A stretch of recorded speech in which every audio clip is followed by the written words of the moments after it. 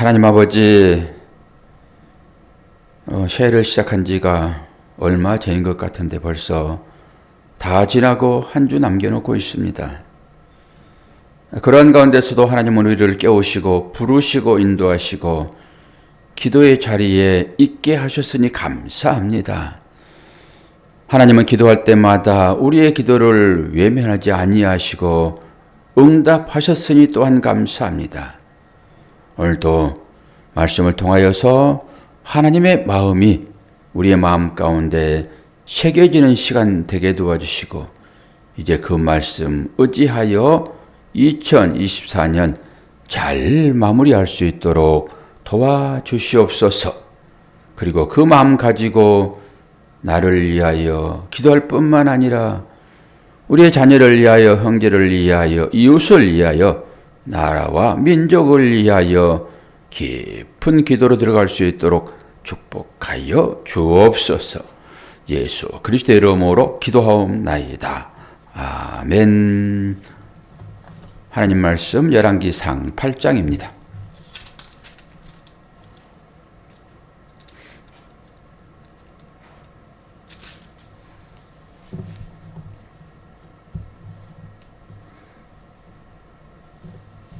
앞에 부분들은 쭉 건너뛰었습니다. 읽어보시면 될 것 같아서 8장으로 넘어왔습니다.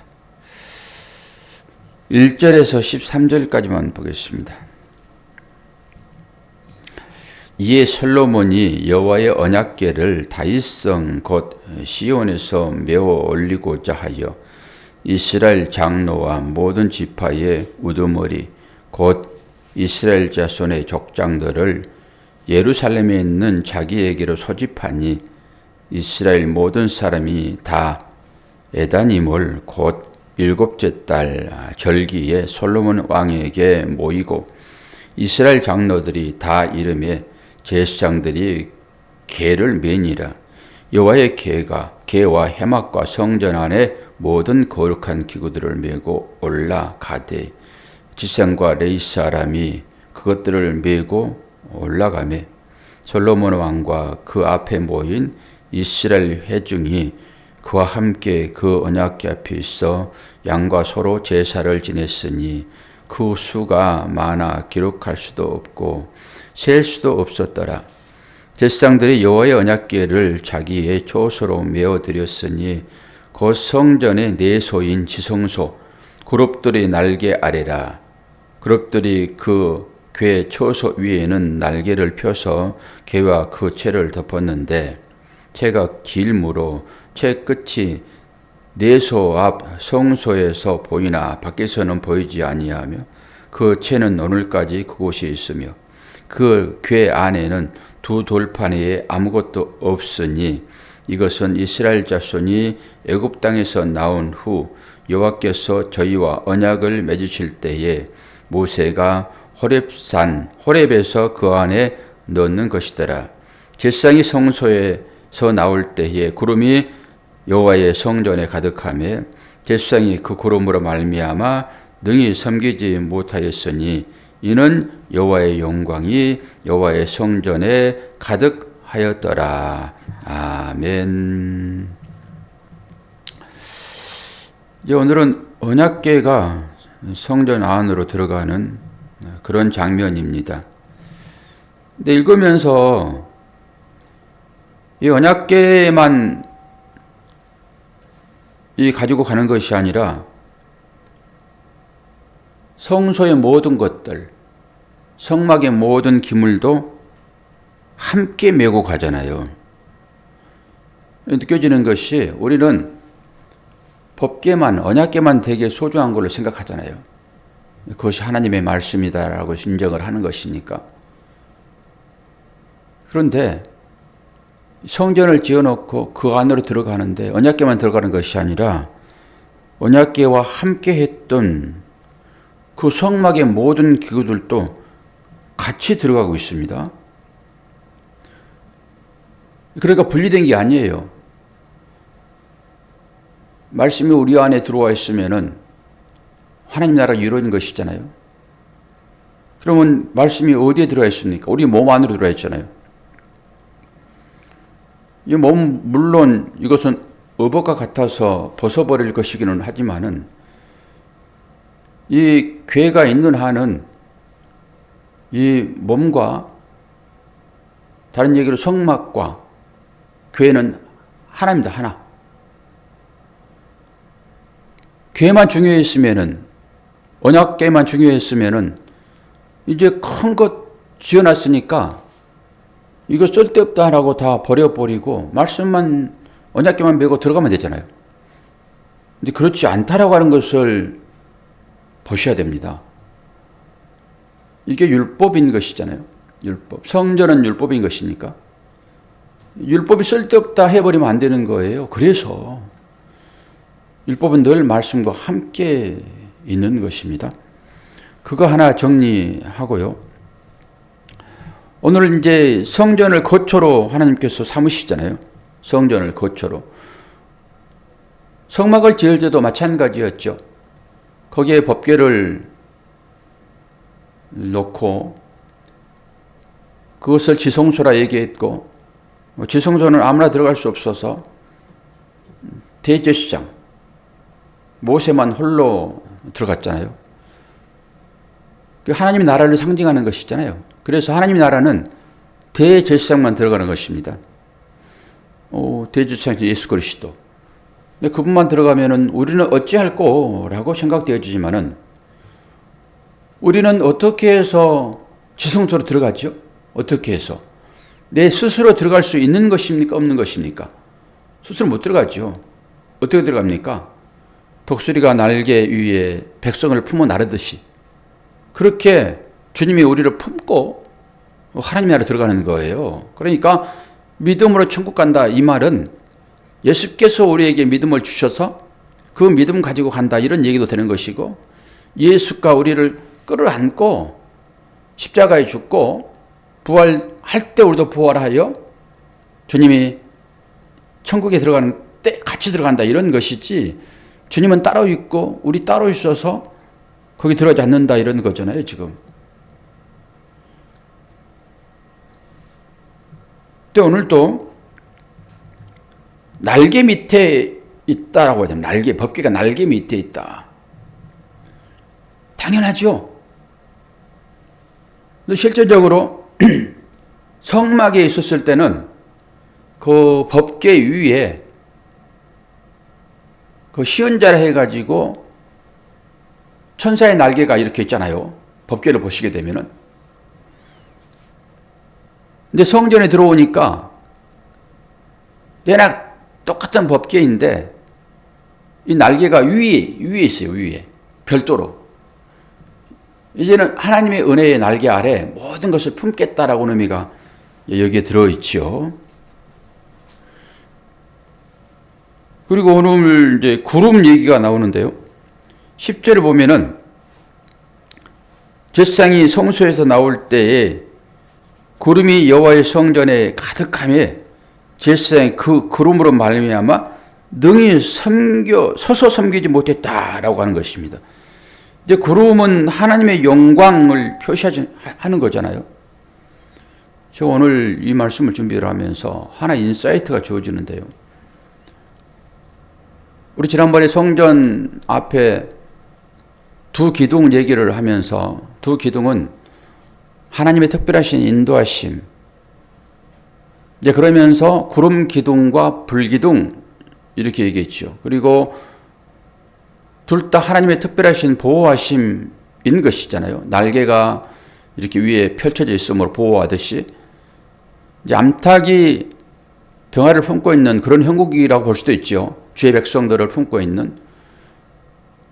그런데 낮에는 구름 기둥, 밤에는 불 기둥, 그럴 때 밤에는 불 기둥이니까 우리는 당연히 빛, 살중적으로 보고 있는데, 낮에 구름 기둥이라고 했을 때 그 구름 기둥은 어둠입니다. 어둠. 모세가 시내산에 올라갈 때도 구름 속으로 들어가거든요. 이 구름 속으로 들어간다라고 하는 하나님의 영광을 나타내긴 하지만, 우리가 생각할 때 이 흰 뭉게구름 얘기하지 않아요. 성경에서. 어둠이다, 어둠. 그 어둠이 내릴 때 비가 내리잖아요.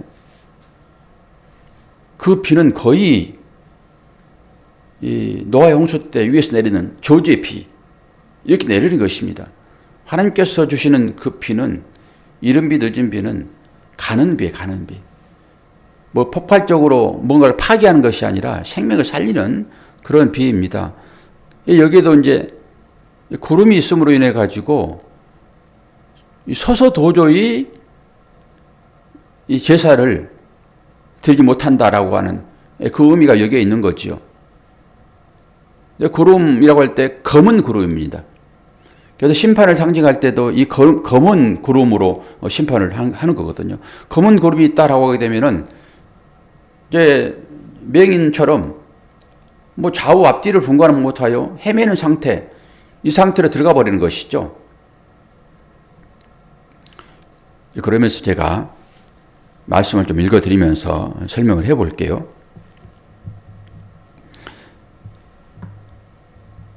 디모데전서 6장 12절을 보면은 오직 그에게만 죽지 아니함이 있고 가까이 가지 못할 빛에 거하시고 아무 사람도 보지 못했고 또 볼 수 없는 자신이 그의 존귀와 영원한 능력을 돌릴지어다.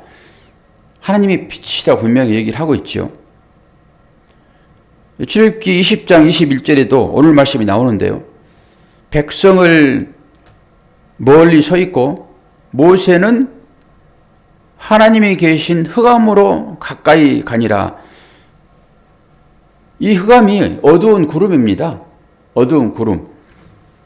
백성은 멀리 서 있고 모세는 하나님이 계시는 흑암으로 들어간다고요. 그러니까 하나님이 흑암 가운데 계신 것입니다. 우리는 하나님 그러면은 항상 빛으로만 생각되어지는데 하나님 빛이시잖아요. 그래서 내가 너희를 보낼 때 너희는 세상에서 빛과 소금이다 라고 하는 그 빛으로만 인식이 되어지는데 오늘 하나님이 어디에 계세요? 흑암 가운데 계시다고요. 흑암 가운데. 하나님의 거처입니다. 또 하나 읽어드릴게요.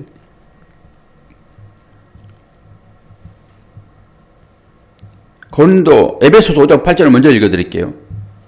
이거 잘 들으세요. 너희가 전에는 어둠이더니 이제는 주 안에서 빛이라. 빛의 자녀들처럼 행하라. 우리 주일날 지금 에베소서 보고 있잖아요. 전부 연결되어 있습니다. 고린도 후서 3장 3절. 너희는 우리로 말미암아 나타난 그리스도의 편지니 이는 먹으로 쓴 것이 아니요 오직 살아계신 하나님의 영으로 한 것이요 또 돌비에 쓸 것이 아니요 오직 육의 신비에 한 것이라. 제가 결론까지 지금 말씀을 다 읽어드리고 설명을 좀 해보겠습니다. 제가 설교 시간에 선과 악은 하나입니다. 사람들이 그걸 구분하여 둘로 나눠버려서 문제인 것이지 원래 하나인 것입니다. 이 하나를 볼 수 있어야 됩니다. 이것은 곧 빛과 어두움은 하나입니다 라고 하는 것과 똑같습니다. 빛과 어두움은 하나입니다. 하나님은 빛이시고 하나님은 또 어둠 속으로 들어가시잖아요. 어둠 가운데 계시는 거예요. 하나님은 한 분이시잖아요. 하나님의 거처는 우리가 생각하는 좋고 화려하고 하나님은 늘 우리에게 기쁨만 주시고 하나님 보도만 생각하고 우리도 그걸 얻기 위하여 하나님 나라로 가겠다. 하나님 믿게 되면 그렇게 될 것이다 라고 생각되어지니까 이 어둠의 측면을 전혀 안 보는 것입니다. 그리고 어둠적인 우리 가운데 일이 생기게 되면 이것은 마귀가 준 거야 라고 생각해 버리는 거예요. 하나님이 준 거라고 생각을 하지 않습니다. 오늘 말씀 보세요. 구름 앞에 서서 이 사람들이 지금 어떻게 하고 있습니까? 이 제사장이 성소에서 나올 때 구름이 여호와의 성전에 가득했다라고 하면서 구름으로 말미암아 능히 설 수도 없었다. 그러니까 우리는 뭐 하얀 구름 정도 그냥 우리가 보기에 그 뭉게구름, 하늘에 아주 아름답게 펼쳐지는 뭉게구름 정도로 생각하는데요. 흑암을 똑같이 표현합니다. 흑암을 얘기할 때도 뭉게구름을 얘기하는 거거든요. 그러니까 하나님의 권능, 하나님의 능력, 그 앞에 그 거룩한 두려움이 있다고요. 그 거룩한 두려움 반대편에 또 두려움이 있겠지요. 그러니까 그 거룩한 두려움 반대쪽의 두려움은 구원받지 못할 자들의 행위입니다. 그 하나님께서 어둠으로 들어가셨다. 그리고 오늘 에베소 말씀에서 너희가 전에는 어둠이더니 이제는 주 안에서 빛이라. 이 얘기를 한번 생각을 잘 해보시라고요. 모세가 시내산에 올라갈 때 구름 속으로 들어가 없어져 버리고, 그리고 하나님께서 어디에 계십니까? 어둠 가운데로 들어가셨다고요. 어둠 가운데로. 그러면 이제 여러분들이 이거 생각하셔야 돼요. 저는 오늘 그러면서 지금까지 제가 설교했던 내용들이 오늘 이 말씀에 정확하게 들어맞구나. 이렇게 또 하나가 깨어지는구나. 제가 예수님께서 신부를 찾아오실 때 원래 이스라엘의 신혼은 상당히 긴 기간 결혼을 했다고 했습니다. 잔치를. 그리고 신부를 찾아올 때 먼저 신랑이 신부에게 변폐물을 보냅니다. 그래서 신부는 신랑이 보낸 변폐물을 꼭 가지고 있어야 되는 거예요. 그래야지만 신랑이 그 신부가 내 신부라는 걸 알 수 있거든요. 예전에는 사실 얼굴도 모르고 결혼했습니다. 부모님들이 그냥 자기들끼리 미리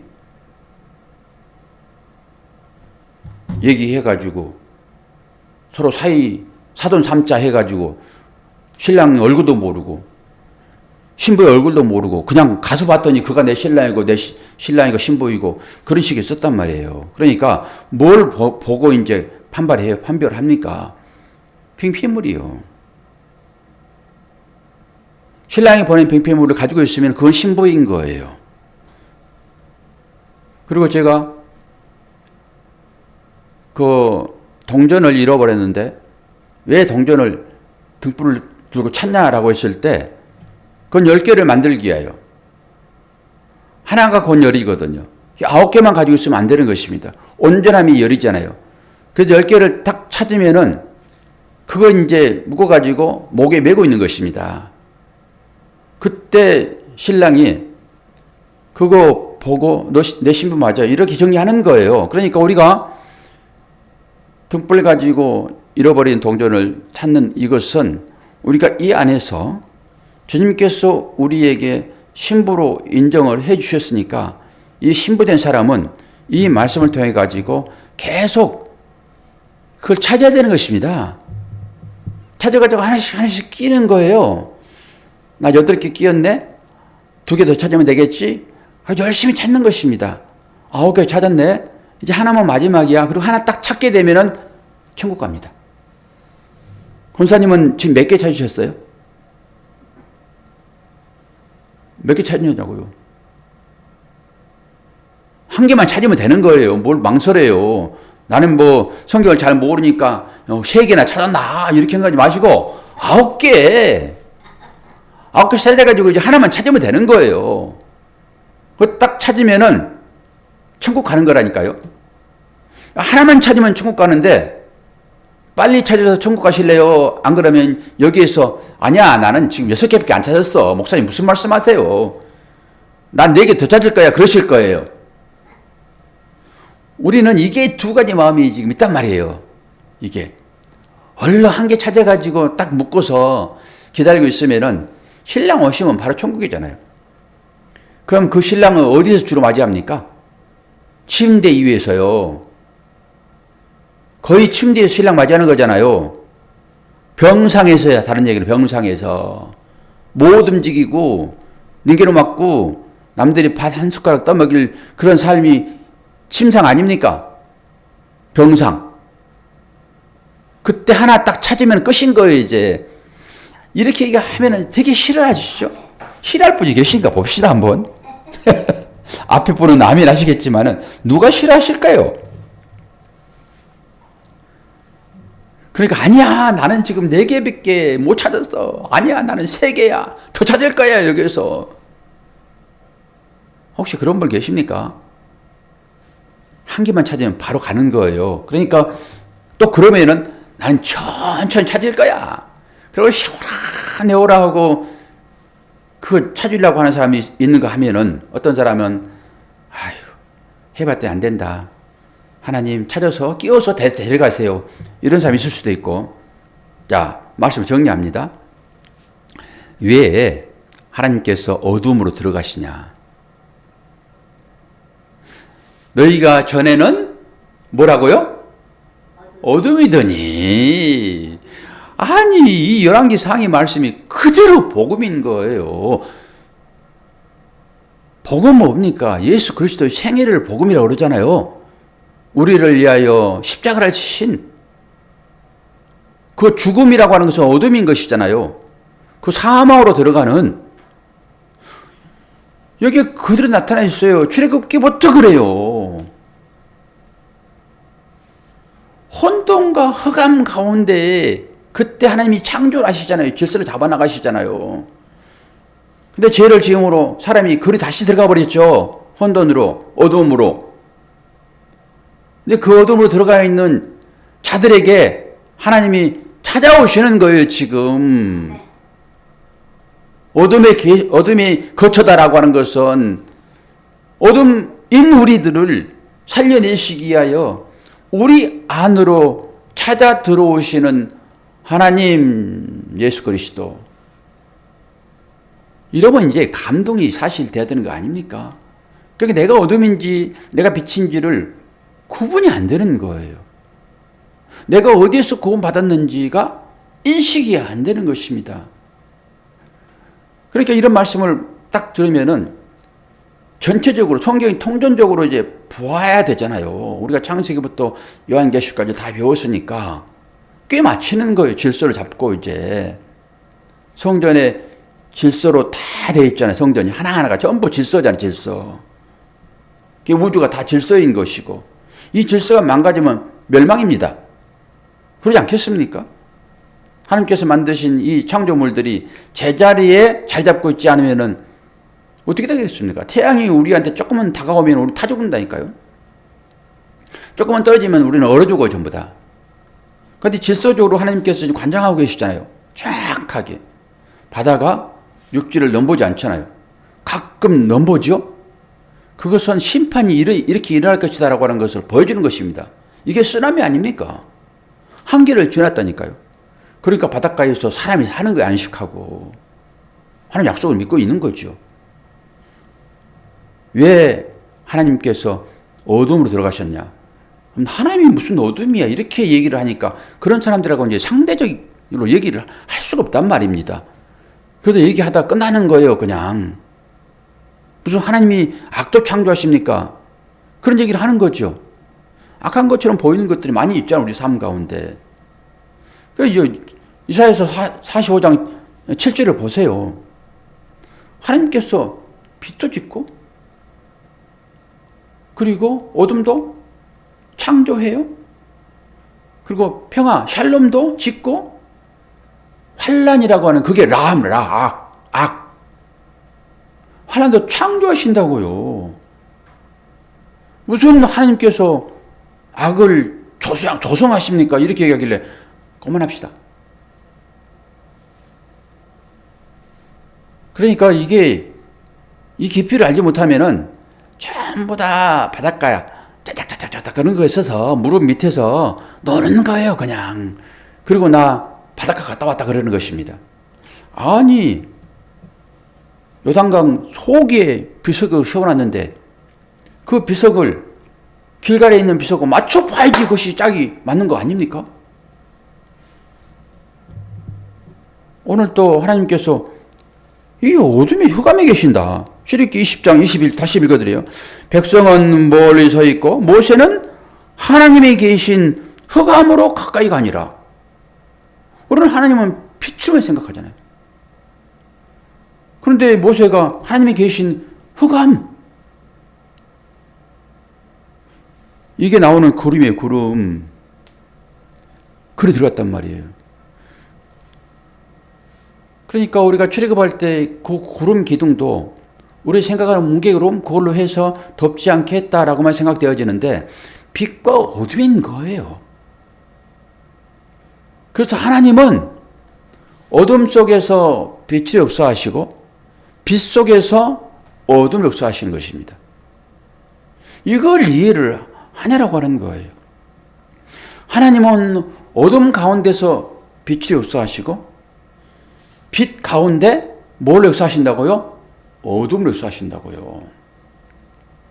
나름대로 여러분 생각을 좀 깊이 하세요.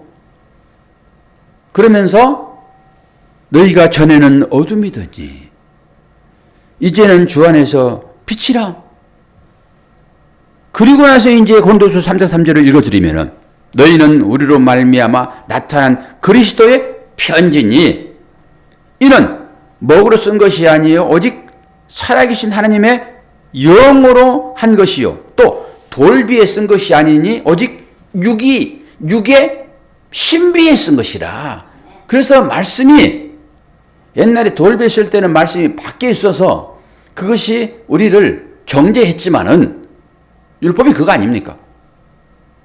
그러나 이제는 그 말씀이 우리 안에 들어오셨다라고 말씀했고 오늘 또 이 말씀이 지금 증거하고 있잖아요.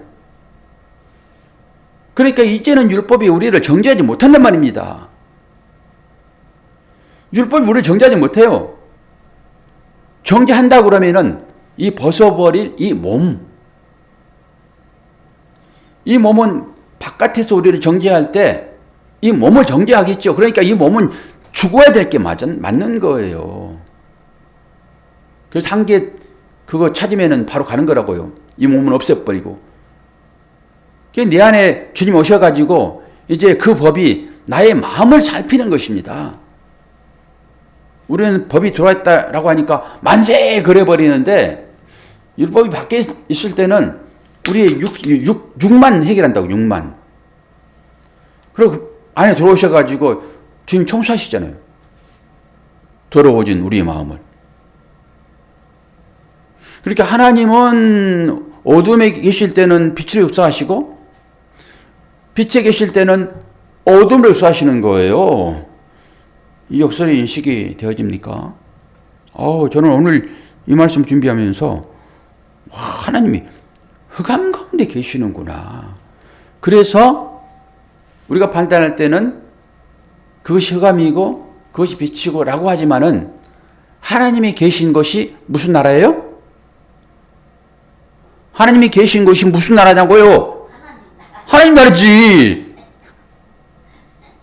그러니까 어둠 같은 그 일도 하나님이 주관하신다라고 하게 되면은 그건 하나님의 나라라고요.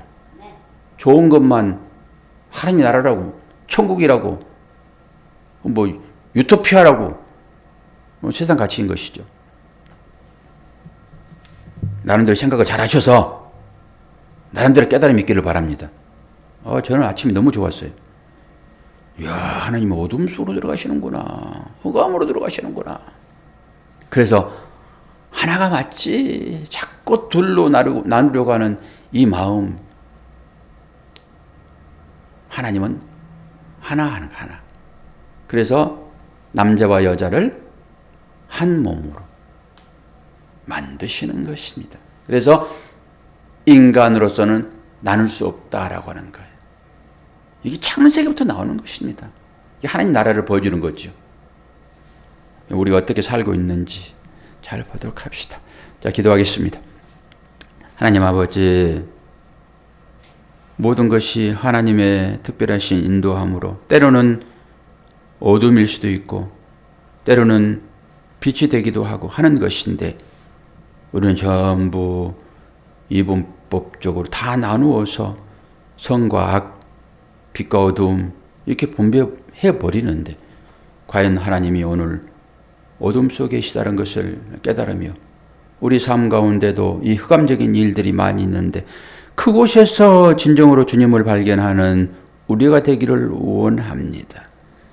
주여 찾아오셔서 우리의 마음 가운데 내주하셨사오니 이제 그 주님의 시각으로 모든 것을 볼 수 있는 성장한 어른들처럼 살아갈 수 있도록 도우시고 그 마음 그 시각으로 또한 우리의 형제를 우리의 자녀를 내 남편 내 아내를 바라볼 수 있도록 은혜 허락하여 주옵소서. 감사드리며 예수 그리스도 이름으로 기도하옵나이다. 아멘.